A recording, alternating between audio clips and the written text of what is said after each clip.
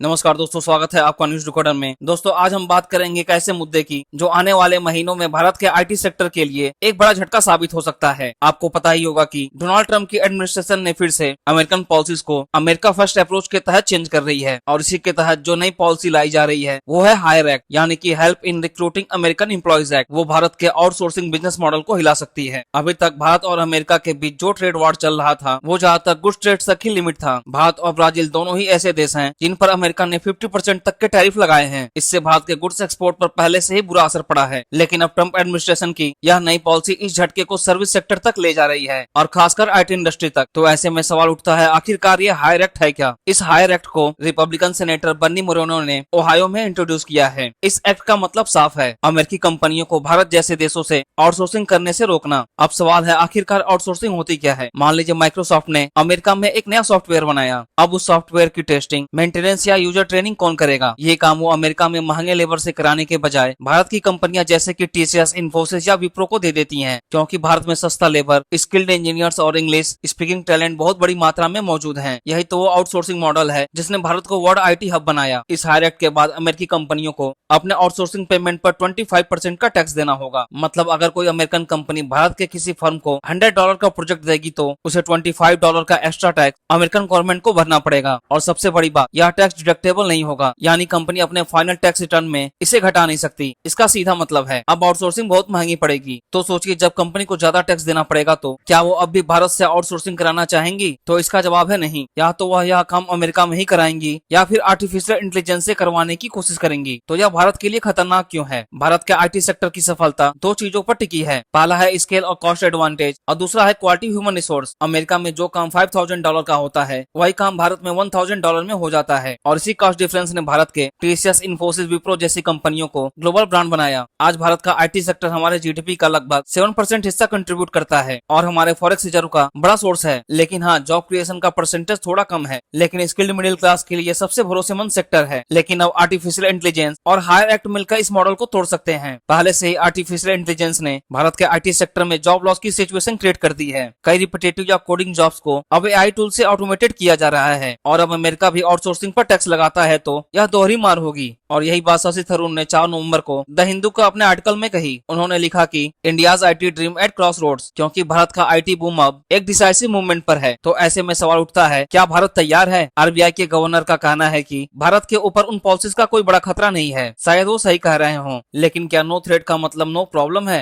अगर हमारा एक्सपोर्ट नहीं बढ़ रहा है, अगर हम अमेरिकन मार्केट को डोमिनेट नहीं कर पा रहे हैं, तो क्या ये सुकून के कारण है? देखिए, आज चीन दुनिया की दूसरी बड़ी इकोनॉमी इसलिए है क्योंकि उसने अमेरिकन मार्केट को डोमिनेट किया। उसने अमेरिकी कंजम्पशन पैटर्न को अपने प्रोडक्ट से भरा। भारत को भी यही करना होगा। सिर्फ डिफेंसिव पॉलिसी नहीं बल्कि ऑफेंसिव ट्रेड स्ट्रेटजी की जरूरत है। अब सवाल उठता है, भारत क्या कर सकता है? सबसे पहला है डाइवर्सिफिकेशन। भारत को केवल अमेरिका पर निर्भर रहना छोड़कर यूरोप, अफ्रीका और लैटिन अमेरिका जैसे नए आउटसोर्सिंग मार्केट की तरफ बढ़ना होगा। दूसरा है एआई और ऑटोमेशन में इन्वेस्ट। हमें खुद को एआई और मशीन लर्निंग के साथ अपग्रेड करना होगा ताकि भारत सिर्फ आउटसोर्सिंग हब नहीं बल्कि टेक्नोलॉजी क्रिएटर बन सके। तीसरा है डोमेस्टिक मार्केट को स्ट्रॉन्ग बनाना। अगर भारतीय कंपनियां डोमेस्टिक मार्केट के लिए भी सॉफ्टवेयर और डिजिटल सोल्यूशन डेवलप करेंगी तो फॉरेन पॉलिसीज का असर लिमिटेड रहेगा। तो दोस्तों, एक बात तो क्लियर है, ट्रम्प की हायर एक्ट भारत के आईटी सेक्टर के लिए एक बड़ा वार्निंग सिग्नल है। अमेरिका के इस टैक्स से आउटसोर्सिंग मॉडल हिल सकता है और इसका असर लाखों भारतीय इंजीनियर्स पर पड़ सकता है। लेकिन अगर भारत सही टाइम पर अपनी पॉलिसीज को रीडायरेक्ट करे, आर्टिफिशियल इंटेलिजेंस और इनोवेशन में इन्वेस्ट करे, तो ये क्राइसिस एक नई अपॉर्चुनिटी में बदल सकता है। हालांकि आपको क्या लगता है, क्या ट्रम्प की ये पॉलिसी भारत के आईटी सेक्टर के लिए खतरा है या नई शुरुआत का मौका? अपना ओपिनियन हमें कमेंट सेक्शन में बताएं और इसी तरह के कंटेंट के लिए हमारे चैनल को सब्सक्राइब करें।